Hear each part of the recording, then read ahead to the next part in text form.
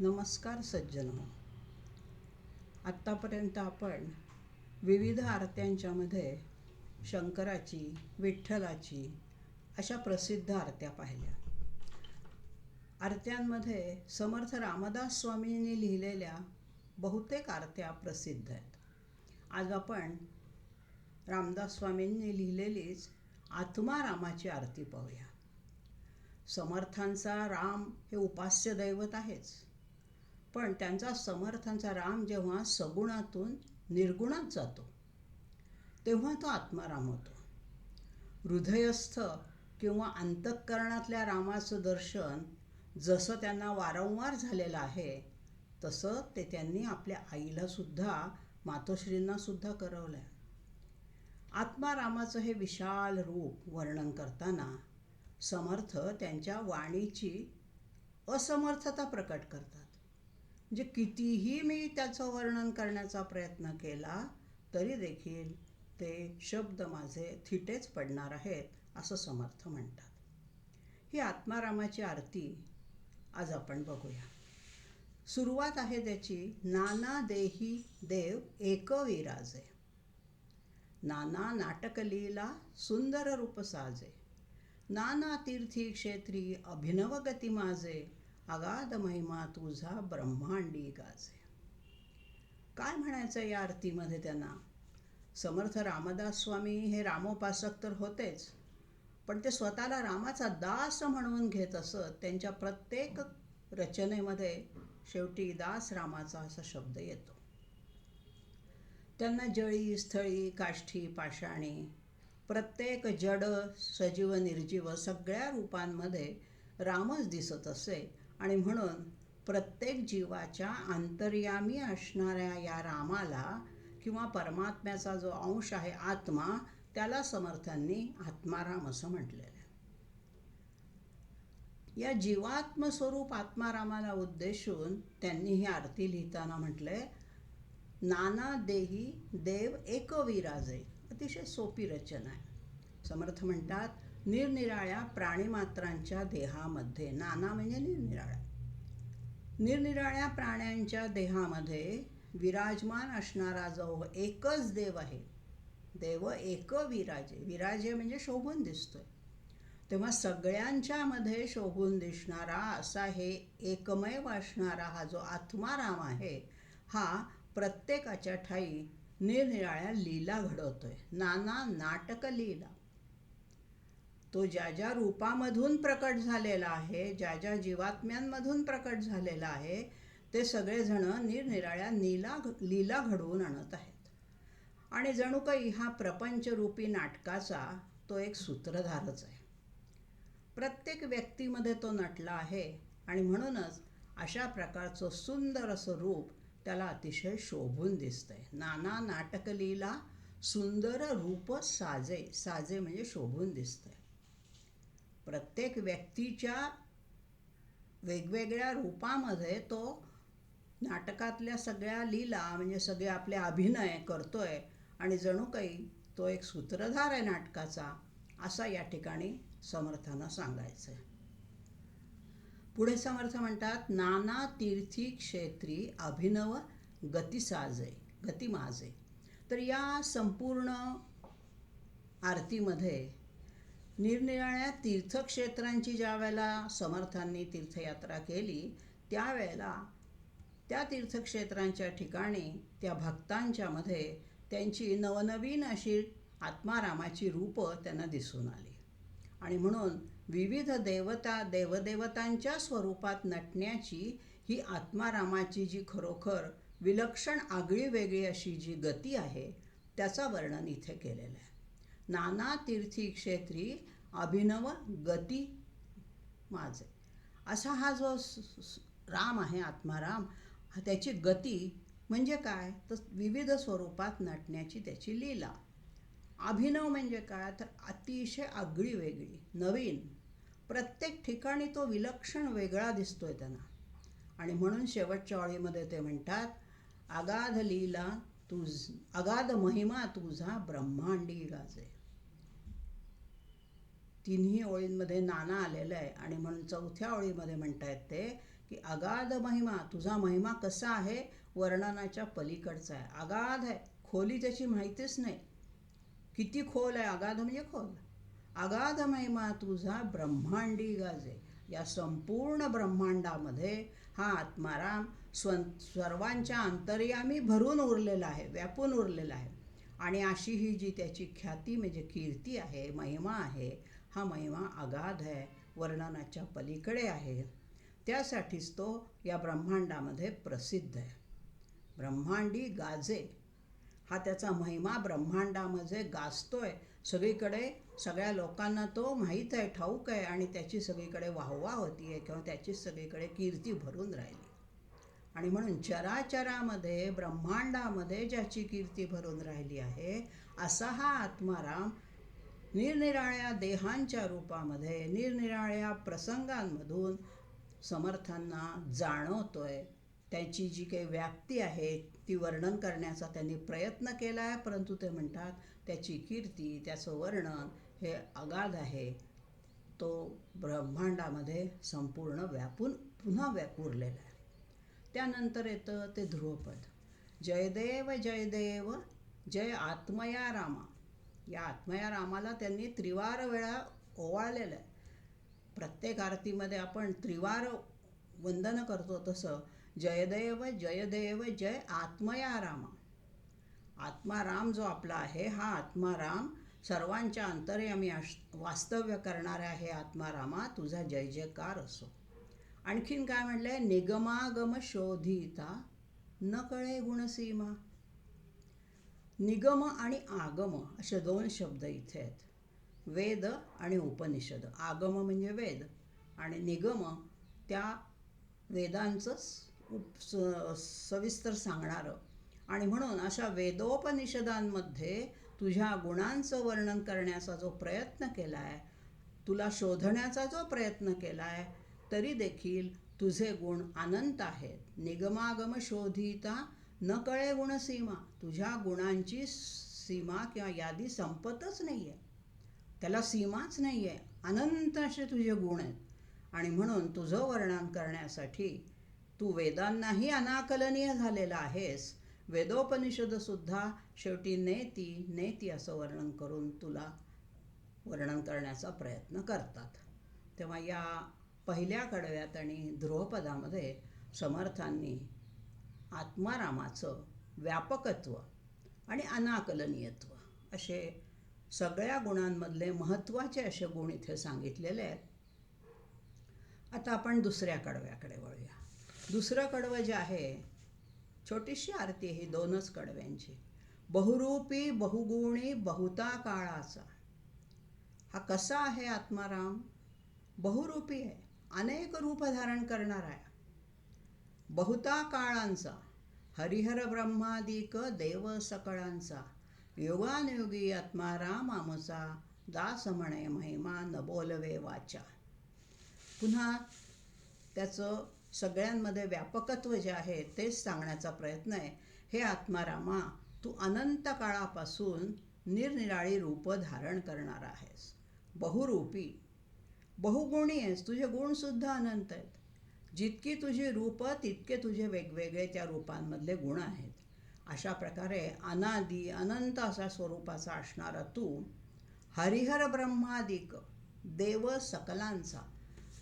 इथे हरी आणि हर या विष्णू आणि शंकर या दोघं आणि ब्रह्मादिक या तीनही देवांचा इथे उल्लेख आलेला आहे. हरी म्हणजे विष्णू, हर म्हणजे शिवशंकर आणि ब्रह्मा या सगळ्या देवांचा अधिपती देव कोण आहे तर तू आहेस. ब्रह्मा विष्णू महेश हे त्रिदेव देखील तुलाच देव मानतात आणि म्हणून त्या ठिकाणी म्हटलेलं आहे हरिहर ब्रह्मादिक देव सकळांचा. म्हणजे केवळ मानव तुला देव मानतात असं नाही, तर तू हरिहर आणि ब्रह्मा या सगळ्यांच्या मध्ये तुला देवत्व प्राप्त झालेलं आहे. पुढे काय म्हटलेलं आहे, या संपूर्ण आत्मारामाचं वर्णन करताना म्हटलं आहे युगानयुगी आत्मारामाचा. हा जो आत्माराम आहे हा युगानयुगापासून आमचाच आहे. पिंड ब्रह्मांडामध्ये व्यापून राहिलेला हा जो आत्माराम आहे, जो बहुगुणी आहे, बहुरूपी आहे, अनंत काळाचा आहे, त्याची सुरुवात कधी झाली कळत नाही, त्याचा शेवट कुठे होणार आहे समजत नाही, असा हा अनंत काळाला व्यापून असणारा असा हा जो आमचा आत्माराम आहे. तेव्हा ते समर्थ म्हणतात की खात्रीने तो आत्माराम युगानयोगी आमचाच आहे, कोणाचाही नाही, तो आमचा आहे. आणि इतकी एकरूपता रामाशी, आत्मारामाशी समर्थांनी स्वतः अनुभवली आहे आणि आपल्यालाही तो अनुभव वर्णन करून सांगितलेला आहे. आणि म्हणून युगानयोगी म्हणजे सत्ययोग, त्रेतायोग, द्वापार योग आणि कलियोग, ह्या चारही युगांमध्ये क्रमाक्रमाने ही युग क्रमाक्रमाने पाठोपाठ येतात. आणि म्हणून शब्द वापरलाय युगानयुग लोटली, तेव्हापासून तू आमचाच आहेस. जे ही 4 युग चतुर्युग क्रमाक्रमाने येत असतात, तर ही अनंत युग लोटली आहेत अशी, तरी प्रत्येक युगामध्ये तू आमच्या ठाई आत्मारामाच्या स्वरूपात स्थिर आहेसच. आणि म्हणून न बोलवे वाचा, अगाध महिमा तुझा. कसा आहे तुझा महिमा? आत्मारामाचा महिमा, मोठेपणा, कीर्ती अगाध आहे, खोल आहे. पुन्हा तेच आहे, आम्ही शब्दामध्ये वाचेने, वाणीने व्यक्त करू शकत नाही. तो शब्दातीत आहे, वाचेच्याही पलीकडे असणारा असा तो निर्वाच्य आपण म्हणतो असा आहे, निर्वचनीय आहे. म्हणजेच वाचाशक्ती ज्याच्या वर्णनासाठी थिटी पडते, शब्द कमी पडतात, असा तो आत्माराम. आणि त्याचा मी कोण आहे? दास आहे, दासराम आहे. मी दास असल्यामुळे समर्थ आपल्याला म्हणतात की आम्ही जसा रामाचा दास आहे, तसे तुम्ही सुद्धा या आत्मारामाचं वर्णन करताना दास म्हणून त्याच्याकडे बघा. दास म्हणे महिमा न बोलवे वाचा, वाचा म्हणजे वाणीने. तुझा महिमा न बोलवे, मला वर्णन करता येत नाही आहे. इथे दास म्हणे म्हणजे रामदासांनी आपली ही नाममुद्रा वापरलेली आहे. तेव्हा बहुरूपी बहुगुणी बहुता काळांचा हरिहर ब्रह्मादिक देव सकलांचा.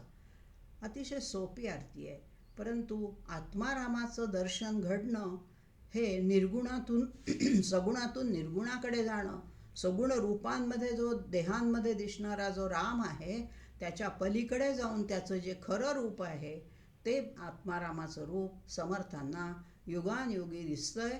आणि हा आमचा आत्माराम, आम्ही त्याचे दास आहोत आणि त्याचं वर्णन करणं आम्हाला अशक्य आहे, असं म्हणून या ठिकाणी रामदासांनी ही आरती संपवलेली.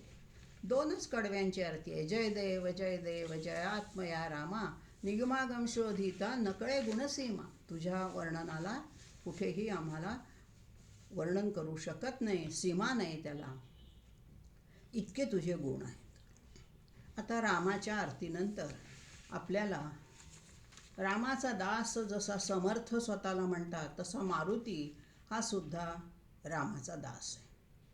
आणि म्हणून समर्थांनीच लिहिलेली आपण हनुमंताची, मारुतीची आरती जी प्रसिद्ध आहे सगळीकडे, जी म्हटली जाते, तसं रामदासांनी ह्या हनुमंताच्या 8 आरत्या लिहिलेल्या आहेत. पण त्या 8 आरत्यांपैकी ही 17 उड्डाणे ही जी आरती आहे, ही अतिशय प्रसिद्ध झाली आहे, लोकप्रिय झाली आहे. आपण त्या आरतीची जी काही पार्श्वभूमी आहे ती त्यांना कशी सुचली, कशा स्वरूपामध्ये हनुमंत त्यांना जाणवला, त्याचं वर्णन करताना त्यांनी म्हटलंय, 17 उड्डाणे हुंकार वदनी, करी डळमळ भूमंडळ सिंधू जळजे गगनी. सबंध शक्तीचं वर्णन आहे. कडाडिले ब्रह्मांड धोका त्रिभुवनी, सुरवर नर निशाचर त्या झाल्या पळणी. जय देव जय हनुमंता, तुमचे नि प्रतापे न भिये कृतांता. 2च कडव्यांची छोटीशी ही आरती आहे. त्या आरतीच्या अगोदर आपण प्रस्तावना बघूया. समर्थ जेव्हा महाबळेश्वराच्या पठारावरती राहत होते, त्यावेळेला देऊळवाड्यामध्ये, तिथे एक वाडा आहे, देऊळवाडा म्हणतात त्याला, तिथे समर्थांना दिवाकर भट्ट आणि अनंत भट्ट असे 2 विद्वान भेटले. पंचनद्यांचा उगम त्या पठारावरून झालेला आहे आणि वृक्षवल्लींची तिथे घनदाट दाटी आहे. आणि हे सगळं बघून समर्थांचं मन तिथे रमलं निसर्गाच्या सान्निध्यात. आणि तिथल्या दाट जंगलातल्या वनस्पतींची माहिती ते तिथल्या लोकांकडून घेत होते आणि तिथल्या लोकांचा परिचय या निमित्ताने समर्थांचा वाढत गेला. आता स्वराज्यासाठी प्रयत्न करणाऱ्या शिवबाला साथ देण्यासाठी रामदासांनी सुद्धा स्वराज्यासाठी आपला प्राण पणाला लावणारी एक पलटण सैन्याची तुकडी या ठिकाणी तयार करूया या विचाराने लोकसंग्रह वाढवला. त्या लोकांना स्वराज्याचं महत्त्व पटवून दिलं आणि एक पलटण, एक सैन्याची तुकडी एके दिवशी त्यांनी तयार केली आणि त्या सगळ्या लोकांसमोर त्यांनी काय केलं, एका पाथरवटाला बोलवलं. पाथरवट हा खूप असा बोलीभाषेतला शब्द आहे. दगडामध्ये मूर्ती कोरणारा. मूर्ती बनवताना शिल्पकार नको असलेला दगड बाजूला करतो आणि मग हवी असलेली मूर्ती तिथे त्याला दिसायला लागते. म्हणजे दुसरीकडनं आणून मूर्तीचे हे चिटकवलेले नसतात. दगडी मूर्ती, पाषाण मूर्तीमध्ये दगडाचा जो नकोसा भाग आहे तो व्यवस्थितरित्या कापून बाजूला करणं हे पाथरवटाचं काम असतं. आणि म्हणून दगडात मूर्ती कोरणाऱ्या त्या पाथरवटाला एक दिवशी समर्थांनी तिथं महाबळेश्वरच्या पठारावर देऊळवाड्यात बोलावून घेतलं आणि एका ठिकाणी जमिनीवर कोळशाने हनुमंताची प्रतिमा काढून दाखवली. हनुमंत त्यांना त्यांच्या कल्पनेमध्ये कसा आहे हे दाखवायचं होतं आणि तशी हुबेहूब मूर्ती त्या पाथरवटाने त्यांना तयार करून दिली. आणि कोळशाने काढलेल्या प्रतिमेवरून मूर्ती हुबेहूब तयार करणं ही जी कला आहे ही या खेड्यातल्या पाथरवटांच्या पिढ्यानपिढ्या अंगात मुरलेली होती. आणि म्हणून त्यांनी त्या ठिकाणी जी एक मूर्ती तयार केली त्याचं वर्णन सांगते. एका पायाखाली राक्षस, असा हनुमान आपण फारसा बघितलेला नाही आहे. एका पायाखाली राक्षस, उगारलेला चपेटा म्हणजे त्याला मारण्यासाठी उगारलेला हात, मुरडलेले पुच्छ, वर करून असं ते मुरडलंय, वाकडं केलंय, मुरडलेले पुच्छ म्हणजे शेपूट, क्रोधाने वटारलेले डोळे, राग आलाय, संताप आलाय असा तो हनुमंत आहे, गंभीर मुद्रा, असं वर्णन असलेली मारुतीची मूर्ती त्यांना तयार करून घ्यायची होती. आणि त्याप्रमाणे त्यांनी ती मूर्ती तयार केली आणि नंतर वैदिक मंत्रांची सह तिची प्राणप्रतिष्ठा केली आणि तिची तिथे स्थापना केली. आताशी रौद्र स्वरूपामध्ये असणारा मारुती त्या ठिकाणी जो तो प्राणप्रतिष्ठापित झाला त्या मूर्तीवर मग रुद्राभिषेक झाला. शंख घंटांच्या निनादामध्ये पूजा केली, आरती म्हटली आणि ही जी आरती म्हणण्याचा जो पवित्र सोहळा पार पडला त्यावेळेला ही समर्थांनी रचलेली हनुमंताची आरती त्या ठिकाणी त्यांनी म्हटलेली. सत्राणे उड्डाणे हुंकार वदनी या आरतीमध्ये हा मूर्ती प्रतिष्ठापनेचा सोहळा पवित्र वातावरणामध्ये कसा संपन्न झाला याचं वर्णन किंवा याची पार्श्वभूमी आपण पाहिली. आता ही सर्वतोमुखी असणारी आणि सुप्रसिद्ध अशी आरती आहे. आणखीन हनुमंताच्या पुष्कळ आरत्या आहेत, पण या आरतीमधचा सुलभ अर्थ जाणून घेताना आपल्याला उत्साह आणि भय दोनही भावनांचं मिश्रण या ओजस्वीपणाने रामदासांनी केलेलं दिसतंय. हनुमंताच्या अंगी असणाऱ्या अचाट सामर्थ्याचं, शक्तीचं वर्णन करताना, बळाचं वर्णन करताना कोणते रस आपल्याला जाणवत आहेत? वीररस आणि भयानक रस. जे नवरस साहित्यामध्ये असतात त्या सगळ्या रसांपैकी वीर आणि भयानक रसाचा परिपोष किंवा आविष्कार या आरतीमध्ये आपल्याला झालेला जाणवतो आणि म्हणून ही आरती आपण आज अर्थासाठी निवडलेली आहे. आता या वाल्मिकी रामायणामध्ये रामाच्या सांगण्यावरून सीतेचा शोध घेण्यासाठी हनुमंताला लंकेत जायचं होतं ही कथा सगळ्यांना माहीत आहे. आणि त्यावेळेला हिंदुस्थान आणि श्रीलंका यांच्यामध्ये असणारा जो अथांग हिंदी महासागर होता त्याला ओलांडायचं होतं. त्याच्यावरती जाऊन मग पलीकडे जाऊन सीतेचा शोध घ्यायचा होता. आता समुद्र उल्लंघून आकाशमार्गाने उड्डाण करण्याचं सामर्थ्य कुणामध्ये असेल तर वायुपुत्र मारुतीमध्ये रामरायाने ते पाहिलं, ओळखलं. आणि तिथे असणाऱ्या हनुमंताला जांबुवंताने त्याची अंगभूत शक्ती जागृत करून दिली आणि त्याला त्याची आठवण करून दिली. कारण त्याला ऋषीमुनींचा शाप होता की तुला कुणीतरी आठवण करून दिल्याशिवाय तुझ्या शक्तीचं तुला जाणीव होणार नाही. कारण त्यांनी ऋषीमुनींना यज्ञाच्या वेळेला त्रास दिला होता. तर ती आठवण करून देण्याचं काम जांबुवंतांनी केलं आहे.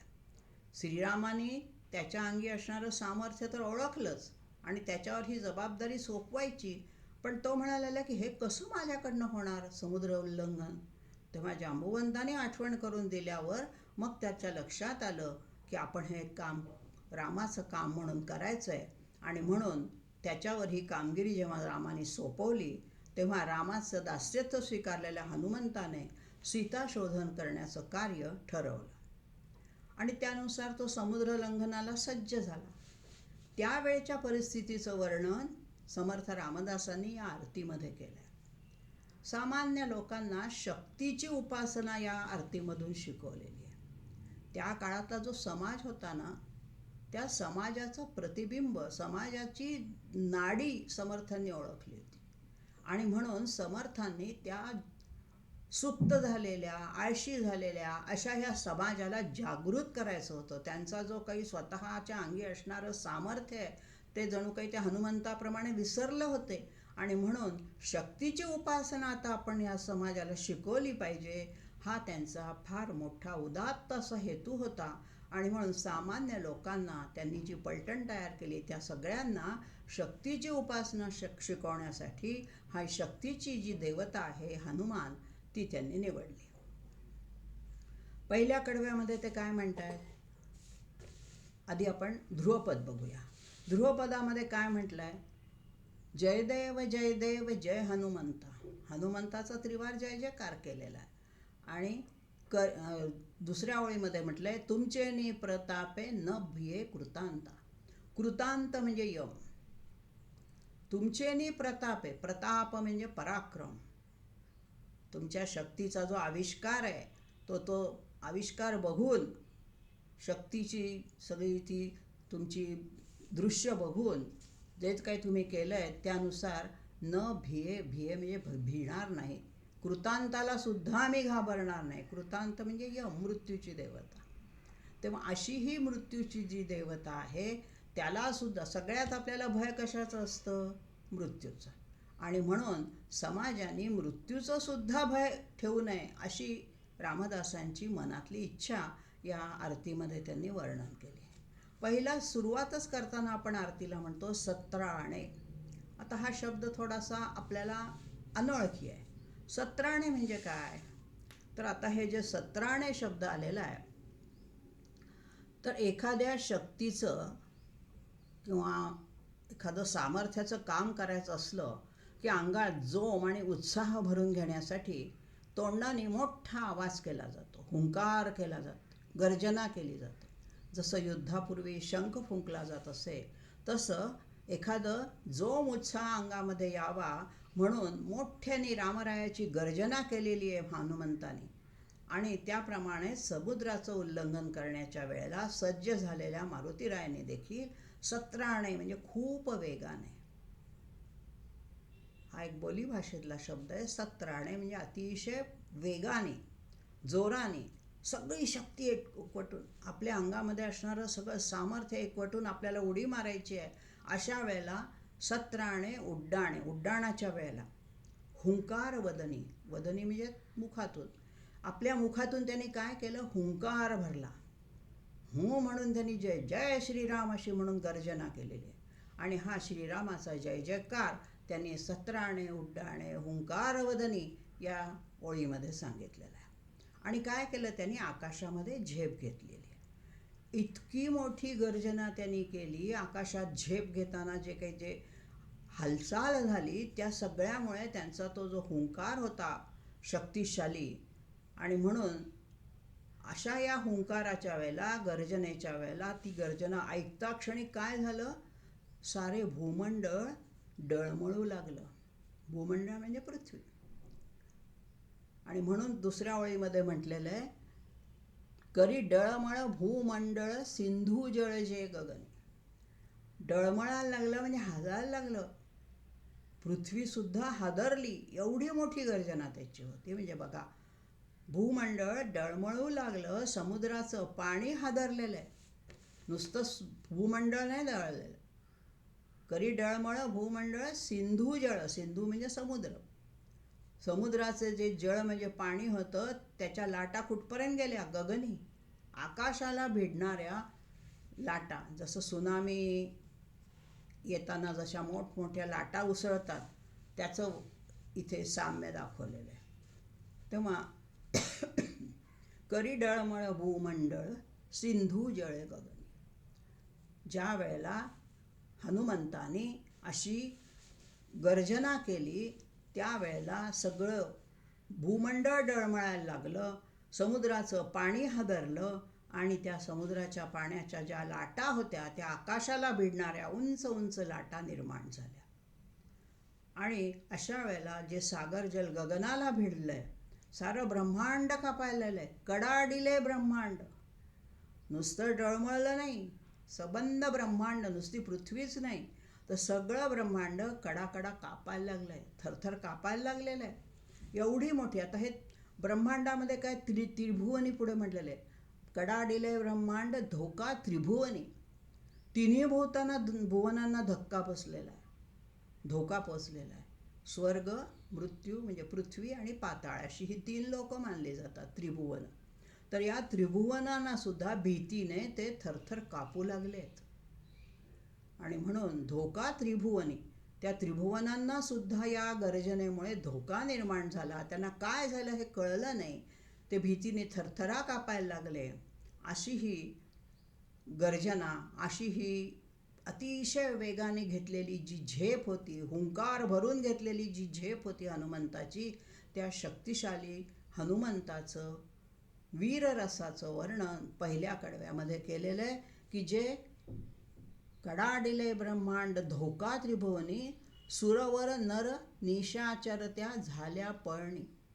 सगळ्यांची पळापळ झाली आहे. सुरवर म्हणजे श्रेष्ठ देव, ज्या श्रेष्ठ देवदेवता आहेत, आणि नर, नर म्हणजे मनुष्य, माणसं. निशाचर म्हणजे जे रात्री फिरणारे, निशा म्हणजे रात्र, चर म्हणजे जाणारे, रात्री फिरणारे जे प्राणी आहेत, हिंस्र प्राणी आपण त्याला म्हणतो, जंगलातले.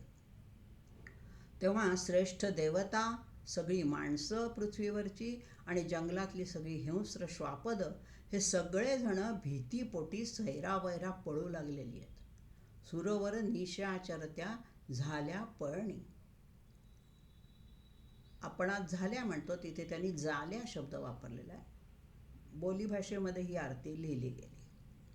आणि म्हणून त्यांना पळता भुई थोडी झालेली आहे. कुठे जावं कळेना, काय घडलं, भूकंपासारखा मोठा आवाज झालेला आहे आणि काय घडलं हे कळायच्या आत त्यांनी सगळीकडे पळापळ सुरू केलेली आहे. आणि सगळ्या ब्रह्मांडाला हादरवून सोडणारा असा हा शक्तिशाली हुंकार ज्या हनुमंताचा होता, त्या हनुमंताला रामदासांनी जय देव जय देव जय हनुमंता तुमचेनी प्रताप आहे. तुमचा हा जो प्रताप आहे, पराक्रम आहे, अवचित एखादी गोष्ट आपल्याला दिसली की अरे बापरे म्हणतो, तसा हा प्रताप त्यांनी घडवलेला आहे. न भिये कृतांता. आम्ही तो प्रताप कृतांतालाही न घाबरणार आहे. आणि म्हणून अशा हनुमंताची उपासना तुम्ही करा, त्यासाठी ही आरती त्यांनी लिहिलेली आहे. आता दुसऱ्या कडव्याकडे वळूया. दुसरं कडवं काय म्हणतात रामदास? दुमदुमले पाताळ उठला पड शब्द. सगळं वीररसाचं आणि भयानक रसाचंच वर्णन या आरतीमध्ये त्यांना करायचं. आणि म्हणून ते म्हणतात पाताळ दुमदुमलं. त्याची जी गर्जना होती, हुंकार होता, तो इतका वेगाचा होता, इतका शक्तिशाली होता की पाताळामध्ये दुमदुम असं प्रतिध्वनी उमटला त्याचा. त्याची गर्जना, तो आवाज, त्याचा पडशब्द, उठला पडशब्द. पडशब्द म्हणजे प्रतिसाद, प्रतिध्वनी. म्हणजे त्या हनुमंताच्या आवाजाचा, त्याला म्हटले तुमच्या आवाजाचा जो पडशाद आहे, प्रतिशब्द आहे किंवा प्रतिध्वनी आहे, त्यामुळे काय झालं? धगधगलीला धरणीधर. पाताळामध्ये असणारा जो धरणीधर, धरणीला पृथ्वीला धरून ठेवणारा जो शेषनाग आहे तो सुद्धा धगधगला, घाबरला आणि तो हल्ल्यामुळे पृथ्वी डळमळायला लागलेली आहे. आणि म्हणून पृथ्वीवरती केलेल्या ह्या हुंकाराने सगळी पृथ्वी तर डळमळलीच, पृथ्वीवरचं सगळंच हे झालं, परंतु पाताळामध्ये सुद्धा धरणीधर जो शेषनाग होता तो सुद्धा थरथरा कापायला लागलेला आहे. धगधगलीला धरणीधर मानीला खेद. त्याला खेद म्हणजे थोडंसं आश्चर्य वाटलेलं आहे, खेद झाला आहे, अरे काय हे इतकं मला हादरवणारं असं काय घडलं आहे पृथ्वीवरती. आणि म्हणून त्यांनी खेद मानला आहे की नाही, मी स्थिर म्हणून राहणारा मला त्याने हादरवलं आहे, असा हा कोण आहे. आणि म्हणून रामदास वर्णन करतात की धगधगलीला धरणीधर मानीला खेद. पुढच्या ओळीमध्ये म्हणतात कडाडिले पर्वत. पर्वतसुद्धा कडाकडा असा आवाज करायला लागलेले आहेत. आणखीन उद्गुण उच्छेद. उडुगण म्हणजे नक्षत्र. आकाशामध्ये जी तारे नक्षत्र आहेत ती नक्षत्र उडुगण यांचा नाश होतो समोर की काय अशी भीती स्थिती निर्माण झाली. उच्छेद होतो काय त्यांचा. उच्छेद म्हणजे तुकडे तुकडे होऊन जाणं. म्हणजे ह्या नक्षत्रांचा सुद्धा नाश करण्याचं सामर्थ्य, त्यांना सुद्धा भीती दाखवण्याचं सामर्थ्य या हनुमंताच्या हुंकारामध्ये, वेगाने केलेल्या उड्डाणामध्ये आहे असं समर्थ सांगतात. आणि म्हणून तो जो त्याचा उड्डाणाचा जो मोठा असा जो हुंकार आहे, दुमदुमले पाताळ उठला पडशब्द, पाताळसुद्धा दुमदुमले आणि आवाजाचा जो पडसाद आहे तो पडसाद प्रतिध्वनी पाण्यामध्ये सुद्धा दम झाला आणि धरणीधर शेषनाग थरथरा कापू लागला.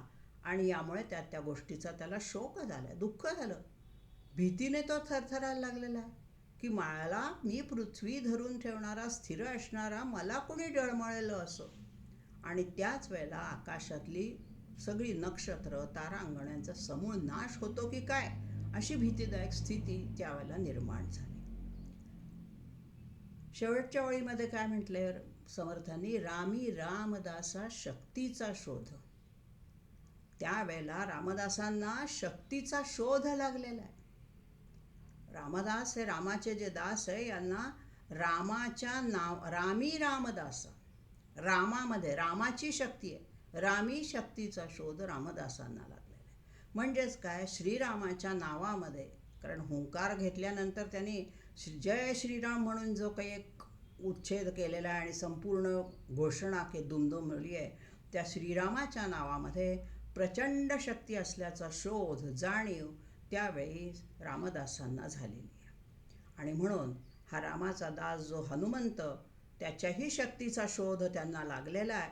आणि हा असा रामाच्या नावामध्ये असणाऱ्या प्रचंड शक्तीचा शोध रामदासांना जसा लागतो तसा आपल्यालाही त्या ठिकाणी लागतो.